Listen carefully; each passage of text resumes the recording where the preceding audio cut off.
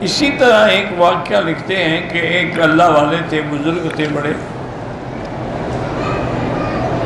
تو ایک ذمہ داروں کا بیٹا جو ہے، یہ اصل میں یہ سارا فساد ہوتا ہے دولت سے، زیادہ دولت والے بگڑتے ہیں، ایسے غریب بھی کم نہیں ہے آج کل تو، لیکن اکثر دولت والے فساد میں ہوتے ہیں۔ وہ اس کو کسی نہ کسی طرح لے آئے، بات کہتے ہیں تھانوی صاحب رحمۃ اللہ کے بعد کہتے ہیں کسی اور بزرگ کو،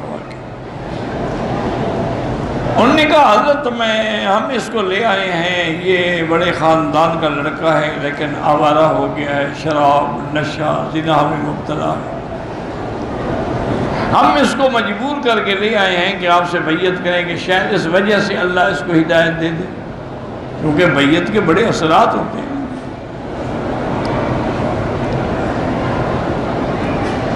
آپ نے اس سے پوچھا ہاں بھائی تم بیعت کرنا چاہتے ہو؟ اس نے کہا حضرت میں تو نہیں چاہتا، یہ مجھے بزرگوں نے مجبور کیا ہے آپ کے پاس۔ ہاں ایک شرط پہ میں بیعت کروں گا، آپ مجھے بیعت کر لیں لیکن میں زنا نہیں چھوڑوں گا، شراب اور زنا میری مجبوری ہے، اس کے بغیر میں رہ نہیں سکتا۔ آپ نے کہا اچھا بھائی چلو ایک بات ہم آپ کی مان لیتے ہیں، ایک ہماری تم مان لو۔ اللہ والے تو پھر طریقے سے علاج کرتے ہیں نا، ہمارے قسم کا کوئی چھوٹا موٹے مولوی ہوتا تو فوراً کفر کا فتویٰ لگا دیتا کہ اچھا پیر ہے زنا کی اجازت دے رہا ہے، لیکن اللہ والوں کی نظریں بہت دور ہوتی ہیں۔ انہوں نے کہا دیکھو بات سنو، ایک بات ہم تمہاری مان لیتے ہیں کہ تمہیں شراب اور زنا کی اجازت دے دیتے، ایک ہماری مان لو۔ اس نے کہا حضرت ایک نہیں، آپ کی تو پھر میں 10 باتیں بھی ماننے کے لیے تیار ہوں۔ اور نہیں 10 کی ضرورت ہے، صرف ایک۔ انہوں نے کہا کہ جماعت کے ساتھ نماز نہیں چھوڑنی،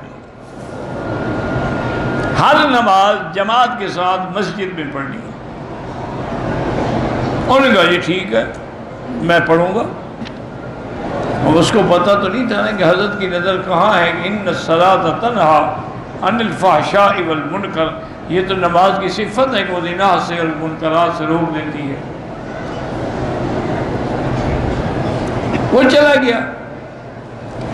اب یہ ہوا کہ اس کی ہمیشہ جو مجلس لگتی تھی نا جی، وہ عصر کے بعد سے انتظام ہو جاتا تھا، اس کے ساتھی آ جاتے، نعوذ باللہ طوائفیں آ جاتی، گانے والی تیاری ہوتی، پھر ان کے لیے گوشت پکتے، شراب کی دور چلتے۔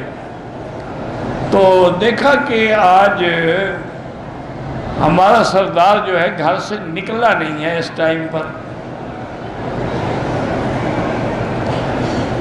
پریشان ہو گئے کہ خدا کرے خیر۔ بہرحال تھوڑی دیر میں آیا، تم نے کہا حضرت سارے انتظام ہو گیا ہے، بالکل مجلس تیار ہے۔ انہوں نے کہا ابھی بات یہ ہے کہ میں نے کسی سے وعدہ کیا ہے نماز کا، ابھی عصر کا وقت ہو رہا ہے، عصر کے بعد مغرب آ جائے گی، مغرب بعد عشاء آ جائے گی، اور میں نے نماز تو پڑھنی ہے، اور اگر میں نے شراب پی لیا اور نشہ ہو گیا پھر میں مغرب کیسے پڑھوں گا؟ اس لیے اب یہ مجلس تو ہوگی لیکن ہوگی عشاء کے بعد، اور آئندہ یہی ہوگا کہ عشاء کے بعد ہم کھائیں گے پیئیں گے شراب وغیرہ سب کچھ، لیکن فجر کی نماز سے پہلے غسل کر کے تیار ہو کے پھر نماز پڑھیں گے، اس کے بعد پھر آرام کریں گے۔ انہوں نے کہا جی ٹھیک ہے۔ اب اس نے عصر کی نماز پڑھی، مغرب کی نماز پڑھی، عشاء کی نماز پڑھی، بجائے مجلس کی طرف جانے کے گھر چلا گیا۔ انہوں نے کہا یار میری طبیعت ٹھیک نہیں ہے، آج میں سونا چاہتا ہوں، آپ لوگ جائیں۔ 2 دن کی نمازوں کا یہ اثر ہوا، نے کہا سب کو بھگا دو، آئندہ خبردار کوئی میرے محلے میں آئے۔ تو علاج ہو گیا۔ تو ہر آدمی کے علاج کا طریقہ کار ہوتا، علاج کبھی سختی سے نہیں ہوتا، اور نہ علاج جو ہے وہ کسی مریض کے بنشے، بلکہ اللہ والے جیسے ڈاکٹر سوچتے ہیں نا کہ اس کے علاج کے لیے بہتر چیز کیا ہے، اسی طرح اللہ والے بھی سوچتے ہیں کہ اس بگڑے تگڑے بندے کو ٹھیک کرنے کا کیا حل ہے۔